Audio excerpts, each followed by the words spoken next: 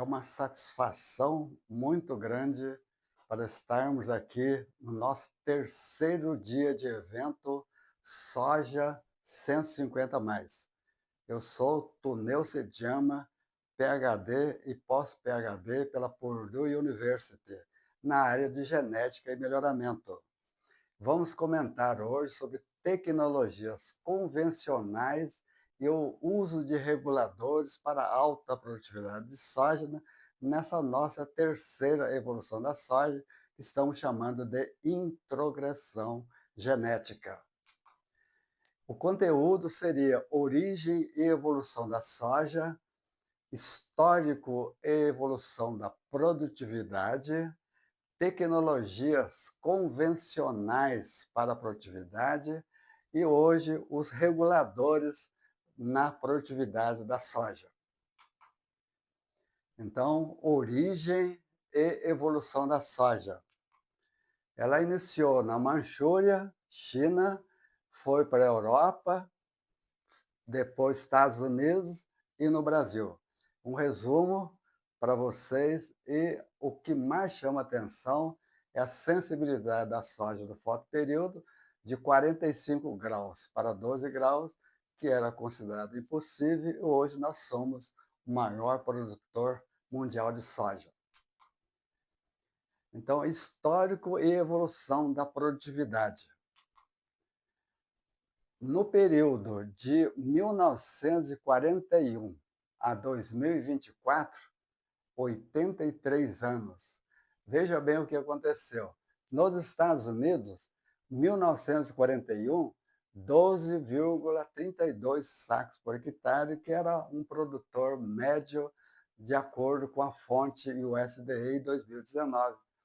Mas todos vocês sabem, em 2024, o campeão da soja em Geórgia, 244,67 sacos por hectare. E no Brasil, o que aconteceu? Em 1882 não era econômico o plantio da soja, 1941 produtividade semelhante, 11,66, em 2007 em parcela experimental, Itiquira, já se previa 152,1 sacos por hectare. Daí, então, o motivo do nosso evento. E veja bem, comprovadamente pelo Comitê Estratégico Soja Brasil, 2017, praticamente a mesma produtividade, 149,08. E o ano passado, em 24, 138,95. E a média estimada para este ano, desde janeiro, é de 60,5. E eu acredito muito que esse valor seja muito abaixo, mesmo porque já foi comprovado 244 e as pesquisas indicam 300 ou 330 sacos por hectare ou mais. Um comentário desses 143 anos, 1882 a 2025, relato de introdução da soja na Bahia, e era considerada inviável. Em 2025, eu quero mostrar só a coincidência. Segundo fontes da Agroconsult, a Bahia poderá se tornar e ter a maior média nacional.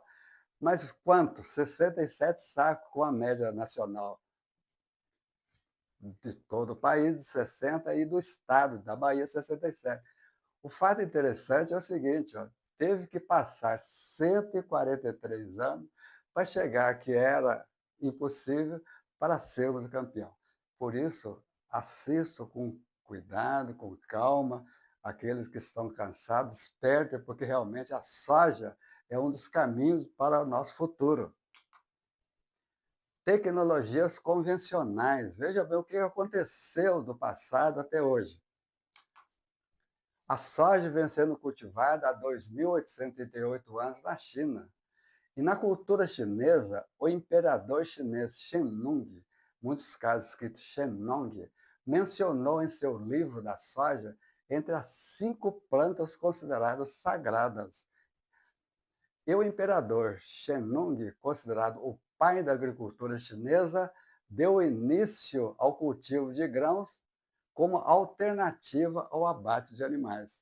Isso é muito importante para nós, a evolução da agricultura comparado com a exploração da época dos animais e do ambiente nativo. Então, quais seriam essas tecnologias convencionais que vocês sabem melhor que eu, vocês estão no campo, eu sou talvez teórico, mas que dou consultoria, estou acompanhando vocês de perto. Escolha do local de cultivo associado ao meio ambiente. Possibilidade de acesso à mecanização. Estuda as condições climáticas do local de cultivo. Facilidade de obtenção de insumos e comercialização. Análise física e química do perfil do solo. Matéria orgânica do solo. Escolha da variedade. Técnicas culturais, como época de semeadura, adubação, plantio, manejo de plantas daninhas, pragas, doenças, colheita, transporte e comercialização. Então, isso é o que nós fazemos. Por isso, eu estou chamando hoje disso uma tecnologia convencional. E essa tecnologia convencional, entre elas, o plantio da soja pode ser citado o uso do arado, na época do imperador Shennong. Então, aqui a figura de 1503, Gushu, e a fonte Ibra-China 2025. Interessantíssimo. As tecnologias convencionais do período de 1965 a 2010. Pois bem, para vocês que me conhecem ou estão conhecendo, eu entrei na Universidade Federal de Estado exatamente em 1965. Aí eu resolvi colocar isso daquela época até 2010, porque depois de 2010 nós entramos na outra era. Análise física e química do perfil do solo, plantio em sulcos, plantio direto, compactação ou plantio em covos e outros, rotação, sucessão, consorciação, fileiras duplas ou pareadas, plantio cruzado, semeadura a lanço, inoculação com bradyrhizome japônico ou eucani, populações de plantas na fileira, o arranjo especial de plantas, soja convencional e OGM+, nutrientes na semente, no sulco, a lanço e foliar, manejo de plantas daninhas, pragas e doenças. Então, isso aí é o que nós fazemos no nosso dia a dia. E 1965, continuando ainda, teve sim contribuição de outras áreas no aumento da produtividade. Genética e melhoramento, melhoramento do solo e nutrição de plantas, técnicas culturais adaptadas, olha aqui que é importante, hein? A cada variedade e local. Por isso que os agricultores top conseguem 120, 140 e próximos 150 sacos. Manejo integrado de plantas daninhas, pragas e doenças, equipamentos mais adaptados, produtos químicos mais eficientes. E agora, vocês que estão me ouvindo e vocês quiserem nos convidar, podemos sim participar do treinamento de recursos humanos e outras atividades que são as tecnologias dessa nossa época. E o que aconteceu ainda nessa mesma época? A genética e melhoramento do solo e nutrição de plantas contribuíram para quanto? De 9 a 149 sacos por hectare. Então, isso é um aumento relativamente grande. E a inoculação com bradyrhizóbio, 17,44%. Técnicas culturais, como população e época de plantio, 18 a 88% no aumento da produtividade. Plantio convencional para plantio direto, 35% ou mais na produtividade. Fertilizantes foliares de 20 a 30% ou mais. Manejo integrado de plantas daninhas, pragas e doenças. O quê? Mais eficiente, evitando prejuízo. E lógico que hoje nós temos um grande número de pessoal altamente qualificado, treinamento e recursos humanos que eu estou chamando, os equipamentos, assim sucessivamente. Apenas uma ideia de que o manejo do solo, quanto que pode então afetar a proteína, óleo e produtividade. Ó. Produtividade de grãos, proteína e óleo, 33 anos de manejo do solo. Fonte Pipolo et al., 2015. Olha que diferença, então, de acordo com o manejo do solo, plantio direto, aração mais gradagem, grade pesada e escarificador mais gradagem. Olha que progresso que nós tivemos para o plantio da soja. E poucos nós sabíamos, né, do teor de proteína e da variação do teor de óleo de acordo com o manejo do solo. Então, o manejo do solo, para mim, é a base do início de tudo para começar o plantio de soja. Reguladores para a produtividade da soja. Então, nós estamos hoje numa outra época. Essas novas tecnologias, eu vou comentar aqui apenas algumas, e vocês devem saber de muitas outras.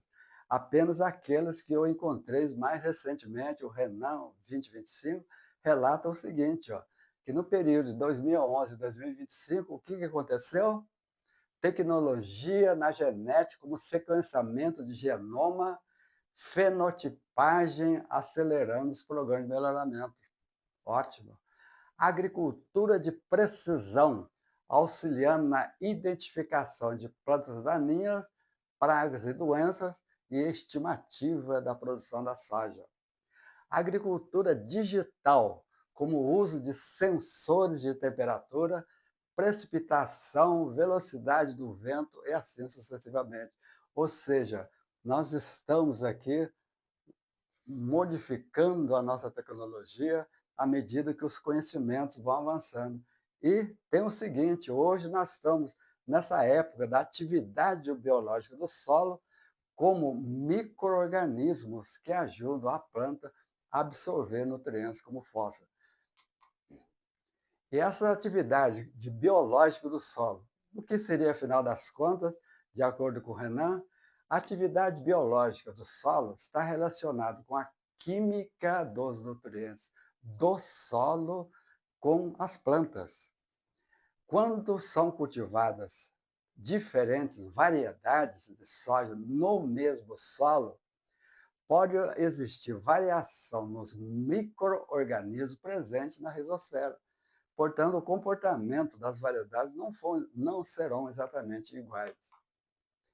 E essa atividade continuando seria a interação micro-organismos versus cultivar, podendo interferir na dinâmica de absorção de nutrientes, na forma com que a planta desenvolve seu sistema articular, reage às condições de estresse. Então, cada variedade, cada situação, cada condição do seu plantio, essa interação afeta, inclusive, reações à doença e nematóides. Os produtos biofertilizantes se enquadram numa classe específica dentro do setor de fertilizantes. E os biofertilizantes são produtos compostos por sais minerais, agente orgânico isento de biorreguladores, com ação direta ou indireta sobre as plantas, afetando positivamente a produtividade, e os fertilizantes orgânico-minerais seria exatamente um exemplo dessa classe. Então, só apenas estou falando dessa forma para separar o que seria o biofertilizante e o que seria os biorreguladores, assim sucessivamente. Pode sim ser interpretados da forma que vocês estiverem trabalhando. O Brasil planta atualmente cerca de 80% da área de soja com o uso de biofertilizantes, utilizando micro-organismos para quê? Fixar nitrogênio na atmosfera. Aí você nem imaginava do uso da terminologia que Maria Fernanda, eu agradeço, usou corretamente, no meu entender. A estratégia consiste no efeito conjunto de bactérias, fungos e outros micro-organismos em prover os nutrientes necessários para as plantas para que nós tenhamos o quê? Altas produtividades e lucratividade, mantendo o fator ambiental. Isso é muito importante para nós. Os biofertilizantes podem ser compostos por extrato de algas e vegetais, aminoácidos, substâncias úmicas formadas por ácidos úmicos, fúlvicos e uminas. Esses compostos são responsáveis pela estimulação da produção de hormônios vegetais. E aqui que entra exatamente aqui o caso da auxina, citocinina e gibberelina, que é aqueles que assistiram o nosso evento anterior, que afetam positivamente os mecanismos fisiológicos do desenvolvimento vegetal.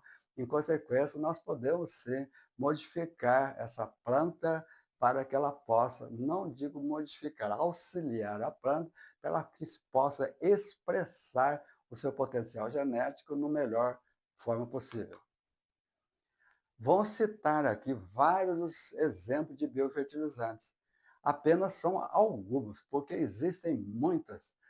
E, por exemplo, Biozime é um fertilizante mineral contendo macro e micronutrientes combinado com extratos vegetais hidrolisados.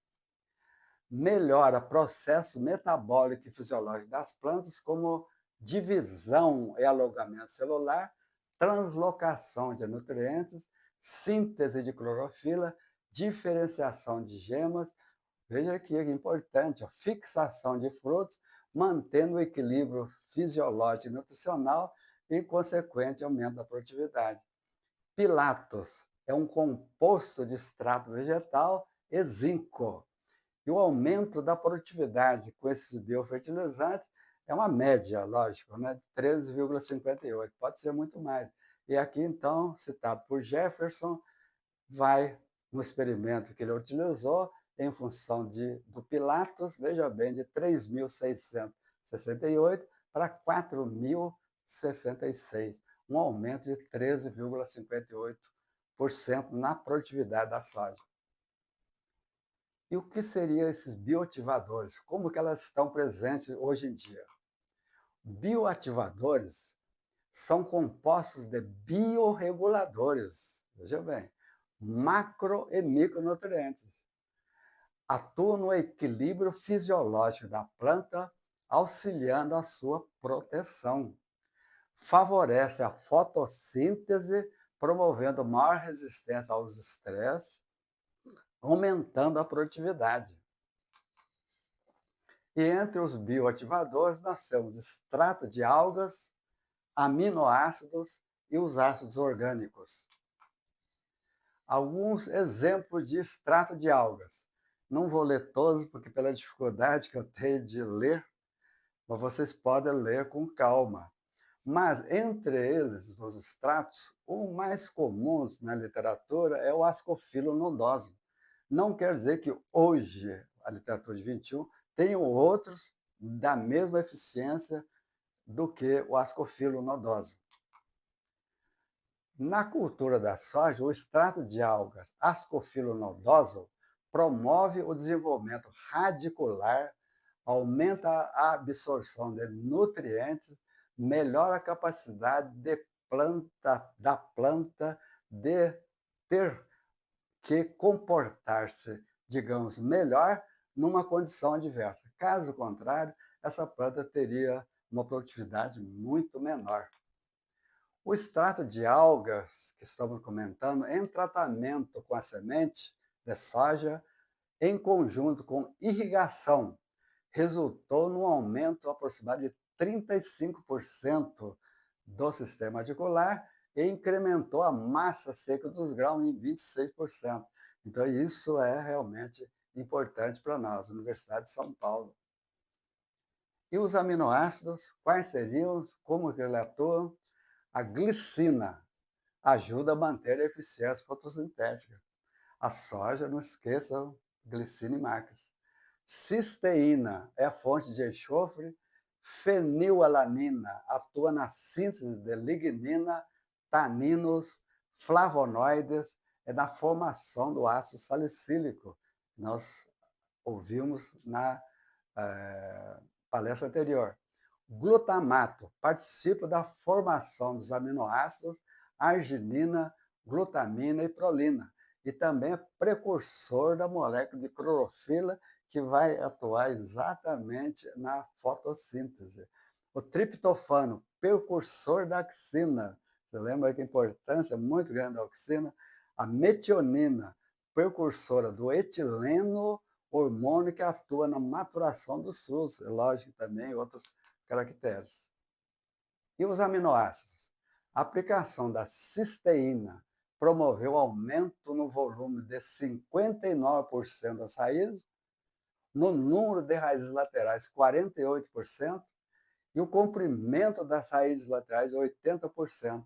Ou seja, com esse incremento do sistema radicular, permitiria então absorver melhor os nutrientes, comportar-se no equilíbrio com os micro-organismos e ter mais translocação para a parte superior. E a glicina aumentou em 25% o comprimento da raiz principal e o glutamato incrementou o comprimento em 22%. Então, todas as ações vão exatamente chegar no ponto que nós queremos, aumentar a produtividade da soja. Tipos de bioativadores, aqui no nosso caso, os ácidos orgânicos. Nesse caso, vamos citar aqui os ácidos úmicos e fúlvicos, produtos da decomposição da matéria orgânica, promove a melhoria da estrutura física e química. E hoje eu sempre falo, solos arenosos. Basicamente, nós temos que melhorar a estrutura e uma das plantas mais comuns é o estilosante. Então, mas aqui no nosso caso, nós estamos falando do ácido orgânico úmicos e fúlvicos. Contribui no aumento da microbiologia do solo e, consequentemente, na melhoria do metabolismo da planta. E o que vai acontecer?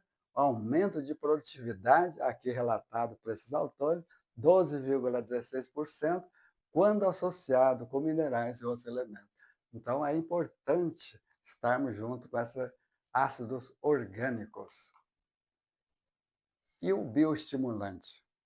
Bioestimulante, então, são substâncias naturais que melhoram a resposta a estresse e nutrição.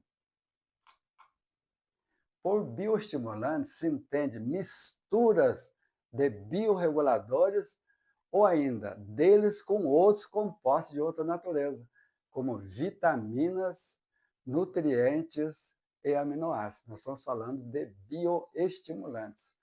Ou também mistura de aminoácidos hidrolisados proteicos, extrato de algas ou ácidos orgânicos usados isoladamente ou em combinação.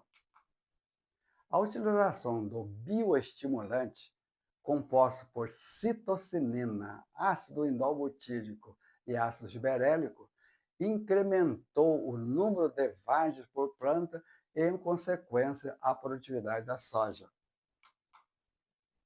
Exemplos de bioestimulantes. Novamente, eu estou falando apenas alguns. O cobalto molibdênio níquel, COMONI, é um bioestimulante que fornece os 3 elementos que eu citei para as plantas, auxilia no processo da fixação do nitrogênio e atua na desintoxicação do excesso de ureia nas folhas. Então, isso é importante. O estimulante, esse é um dos que vocês conhecem muito bem, é um bioestimulante composto por 3 hormônios: cinetina, ácido giberélico, ácido indolbutírico. E vou falar também esse estimulante numa outra situação. O biozime é um fertilizante líquido para aplicação foliar ou tratamento de semente, contendo na sua formulação macro e micronutrientes, combinado com o quê? Extratos vegetais hidrolisados. E com a ação do bioestimulante, o aumento de 37% na produtividade média dos grãos, a aplicação do produto de via semente, um aumento de 40%, e a aplicação da via foliar, 37%. Isso já era conhecido em 2010. Hoje, lógico que existem outros relatos.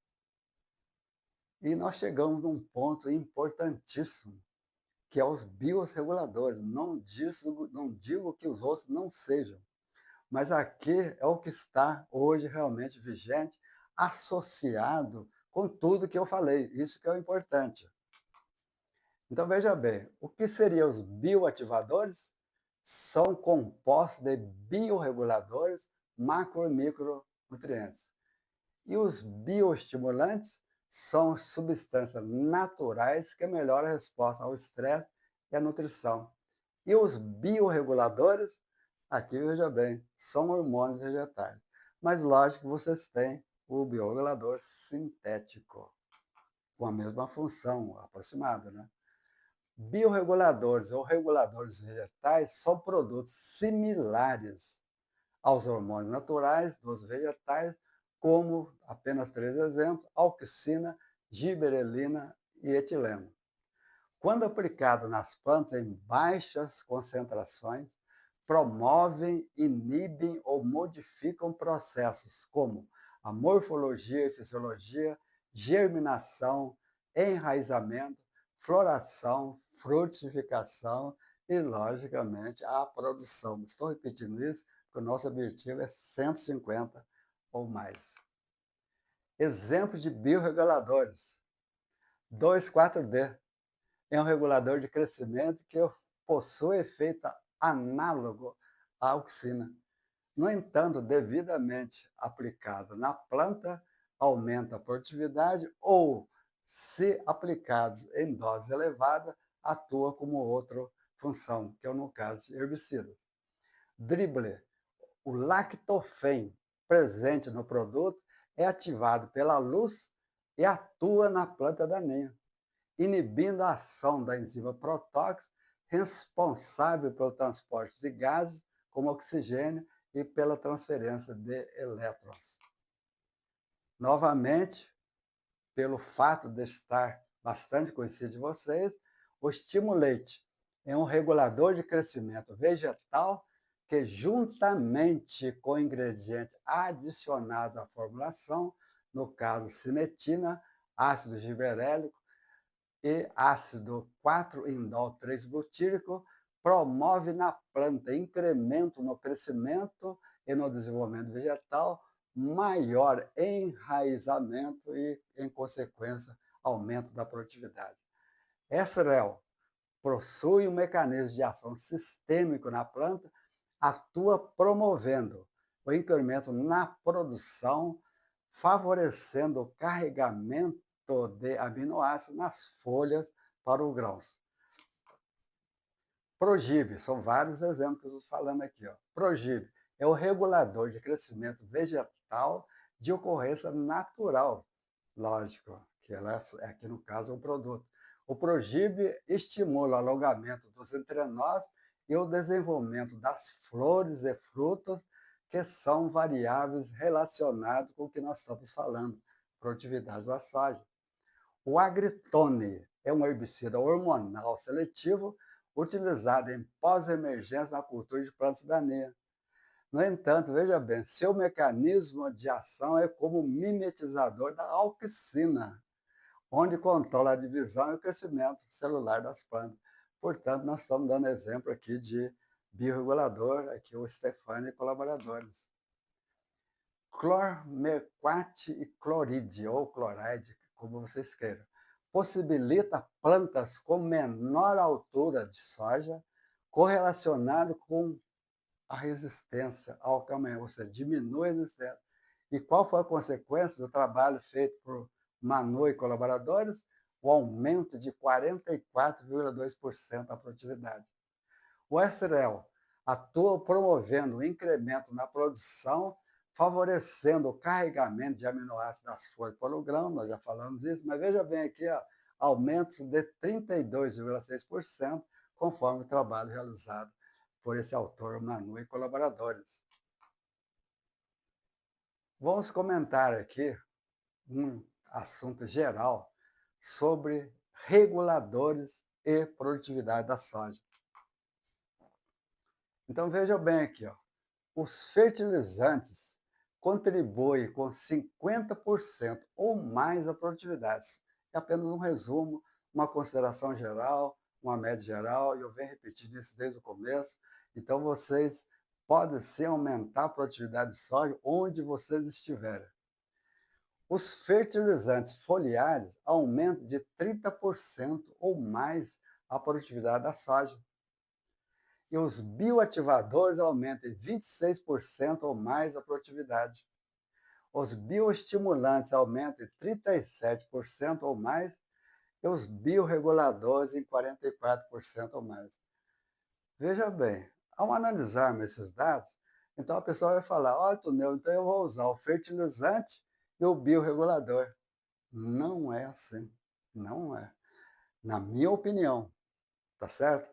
Na minha opinião é o seguinte, eu tenho que estar observando a lavoura de soja, acompanhando a variedade, o local, o consultor que está comigo, conversar com ele e acompanhar esse desenvolvimento para que eu possa corrigir os problemas que eu estou tendo. No próximo ano, então, quem sabe o que vou utilizar, e um desses produtos, logicamente, vai contribuir muito, e talvez a combinação desses produtos. Exemplo de sucesso do uso de biorregulador. Essa é a parte mais importante de tudo que nós estamos falando nesses 3 dias de evento. E todos vocês já sabem, já ouviram falar. Alex Harrell, campeão mundial de soja, em 23, 231,8, em 24, 244,67. Eu não poderia deixar de falar sobre essa pessoa. Mas vejam bem a estrutura foliar. Só vou comentar isso porque em umas outras oportunidades vocês terão outras palestras sobre soja realmente. Mas o fato interessante e pouco comentado é quem é que estava junto com Alex. Caleb, agricultor e consultor. Então Caleb, junto com o Alex, lógico, né, que o consultor e a experiência do Alex fizeram torná-lo campeão de produtividade em 23 e em 24.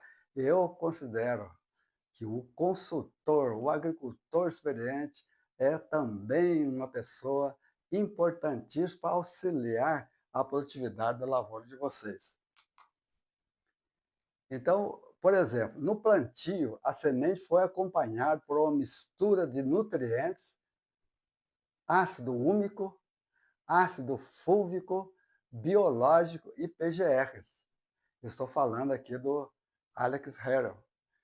Entre os produtos selecionados que contribuíram para o recorde mundial estavam duas linhas de produtos naturais, Alpha Complete e Inércia, publicação 2025. Alpha Complete foi utilizado como parte do programa em sucos. Alpha Complete contém ingredientes que melhoram processos fisiológicos como mecanismo de transporte interno nas plantas. Em situações com adequada fertilidade, veja bem, isso é importante mesmo. O Alpha Complete, como qualquer outro biorregulador, bioestimulante, favorece o aumento do tamanho da semente, resultando numa maior produtividade. Outro produto que eles usaram é o Inércia. O Inércia é um produto de citocinina, que também contém GABA e cloreto de colina. E segundo Inaê Braga, GABA é um biorregulador ácido Y-aminobutírico. Atua na defesa de plantas em resposta ao estresse, desempenhando um papel osmoprotetor na regulação do movimento estomático. O Inércia foi utilizado no estádio R1 e R3. Na soja, a citocinina promove a floração adicional e o GABA e o cloreto de colina também aumentam a retenção de flores e vanjas. O Inércia também estimula a soja a produzir semente do que hoje está na moda, ramificação e semente grande. Então aqui é apenas exemplo do Inércia aumentando a floração e retenção da vagem. E também o Alpha Complete contribuindo para o aumento do tamanho da semente. Então, esses dois fatores são extremamente importantes para a produtividade máxima. Então, Alex e Caleb se concentraram na disponibilidade de fertilidade e na redução de estresse. Está percebendo? Além da fertilidade direta, nos produtos biológicos também desempenharam um papel importante na alta produtividade da soja. E o programa nutricional da soja de Alex Harrell foi elaborado também utilizando os produtos chaves, vejam bem, diversos tipos da Brandit, Smart, Brandit Plus, e veja alguns dos nutrientes, potássio, boro, molibdênio, assim sucessivamente. Não foi simplesmente o produto de um biorregulador, a nutrição também estava correta, a variedade correta, a tecnologia correta e a produtividade máxima.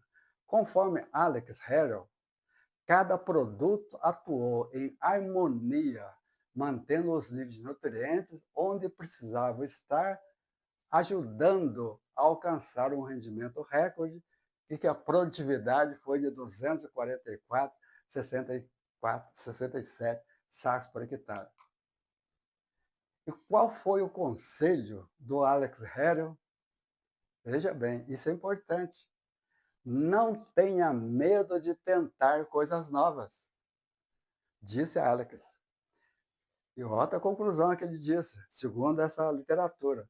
Se eu tivesse continuando fazendo sempre o que eu fiz, aqui o Alex está falando, eu estaria ainda dos 40, 50, 70, 80 sacos por hectare. Correto? Então, como obter realmente altas produtividades da soja? Não é isso que vocês querem saber? Veja bem, sigam o conselho, não tenha medo de tentar coisas novas. Eu, Tuneu Sediama, recomendo o quê? Não tenha medo de tentar coisas novas, fazendo o curso Sojicultura Proativa. Muitos de vocês devem estar rindo aí, não tem importância, a risada também é uma alegria. Isso faz com que nós estimulemos mais ainda as nossas literaturas, nossos cursos, nossa revisão, e vamos contribuir com vocês para aumentar a produtividade. E esse curso, que a minha equipe denominou de Sojicultura Proativa, e eu fiquei até sem graça, mas ter que falar, método Tuneu Sediano, mesmo porque está sendo publicado um livro que tem parte desse curso. Então, o conteúdo desse curso, Sojicultura Proativa, ela tem 3 pilares. Primeiro, o que está acontecendo com a minha lavoura? Tá certo? Não, eu estou fazendo tudo certinho, eu sei que você está fazendo tudo certinho, mas o que está acontecendo? É a diagnóstico. Segundo, como é que é a fisiologia, solos, nutrição, tecnologia de cultivo, manejo de planta daninha, pragas, doenças, variedades, etc., na sua produtividade. Como é que isso funciona? Então, eu faço vários comentários de acordo com as revisões de literatura e a minha experiência. Em terceiro pilar seria a interpretação da aplicação de algum aspecto para a alta produtividade. E essa interpretação não foi aleatória. Fizemos um questionário para os meus amigos, quero até agradecer novamente, do Paraná ao Maranhão, Piauí. E selecionamos os mais comuns, um ou outros diferentes, mas os mais comuns, e colocamos aqui essa interpretação de como que vocês poderiam dar diagnose, fazer o melhor que vocês podem e chegar a melhorar a sua lavoura, e eu tenho certeza que vocês vão ter 150 ou mais. O curso Sojicultura conta com 45 aulas, distribuídas em 8 módulos. E os módulos serão disponibilizados em vídeo e em PDF. Isso faz com que você possa assistir o curso em offline, não dependendo da internet. Isso é uma facilidade muito grande. São aulas curtas, contendo conceitos ou tecnologias que fazem você avançar no conhecimento e aprendizado onde estiver quando puder e quando você quiser. Durante o curso, teremos mentorias para tirar dúvidas, para que haja um esclarecimento do assunto que estamos conversando em horários pré-determinados. Participar de uma comunidade exclusiva via WhatsApp. Além disso, todos que inscreverem até hoje, às 23h59, 20 de fevereiro de 25, no Soja Cultura Proativa, irão receber um bônus. E esse bônus, o que seria isso? Curso completo sobre biorreguladores na cultura da soja. Um módulo extra, como otimizar a sua produtividade com a terceira evolução da soja, que nós chamamos de introgressão genética. As minhas palestras, como terceira evolução, introgressão genética, produtividade da soja no Mato Grosso, evoluções perspectiva, isso porque eu comecei trabalhando em Minas Gerais e logo depois fui para o Paraná, Mato Grosso do Sul, e estava no Mato Grosso. E acompanhei toda a evolução da soja de Mato Grosso e hoje é o maior produtor do estado do mundo em soja. Captura de CO2 é aumento da produtividade da soja. Isso aqui é um fator importantíssimo. A soja contribui para a captura de CO2? Não tem dúvida nenhuma. As inscrições estão abertas. Não deixe para depois. Tem um ótimo curso e obtenham altas produtividades com retornos financeiros, mais eficiente e melhor proteção ao meio ambiente. Mas por que eu falo tanto sobre retorno financeiro e meio ambiente? Porque nós precisamos do universo, precisamos das pessoas, precisamos de tudo, o ar, a luz, o ambiente. Então, a proteção ao meio ambiente e no meio ambiente ter uma maior lucratividade é o nosso objetivo. Eu obrigado a todos vocês.